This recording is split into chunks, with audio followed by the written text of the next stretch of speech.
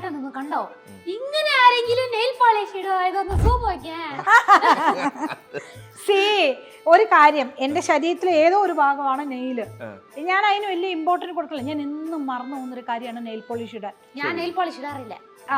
ഞാനത് എപ്പോഴും ഞാൻ കച്ചേരിക്ക് പോണ കാറിലിരുന്ന് ഇറങ്ങുമ്പോഴാണ് നെയിൽ പോളിഷ് ഇട്ടില്ല. അത് എനിക്കറിയില്ല, എൻ്റെ ഒരു ഇതാ. അതെ, കൃഷ്ണനാണെങ്കിൽ നെയിൽ പോളിഷിന്റെ മണം കാറിൽ കേൾക്കണത് ഇഷ്ടമേ അല്ല. അപ്പൊ ഞാൻ കാറിലിരുന്ന് ഇതിടും. പക്ഷെ പുള്ളി അഡ്ജസ്റ്റ് ചെയ്തു. പുള്ളി ആ മണം അങ്ങ് അഡ്ജസ്റ്റ് ചെയ്തു. കാരണം വെച്ചാൽ പുള്ളിയുടെ ഭാര്യയാണ് ഞാൻ. അതാണ് നെയിൽ പോളിഷ് അഡ്ജസ്റ്റ്മെന്റിലെ ഒരു മികപ്പേറിയ അഡ്ജസ്റ്റ്മെന്റ്. അതിലും നെയിൽ പോളിഷിലും എന്നാണ് ഉദ്ദേശിച്ചത് അല്ലേ? അയ്യോ, അങ്ങനെ പറയല്ലേ. നമ്മുടെ ശരീരത്തിലെ ഏതോ ഒരു അവയവം നല്ലതല്ല. നമ്മുടെ ശരീരത്തിലെ എല്ലാ അവയവങ്ങളും പ്രധാനപ്പെട്ടതാണ്.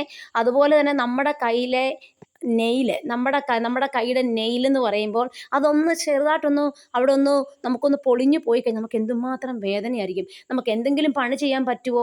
അപ്പം നമ്മളെല്ലാവരും എല്ലാ അവയവത്തിനും എല്ലാ ഇമ്പോർട്ടൻസും നൽകണം.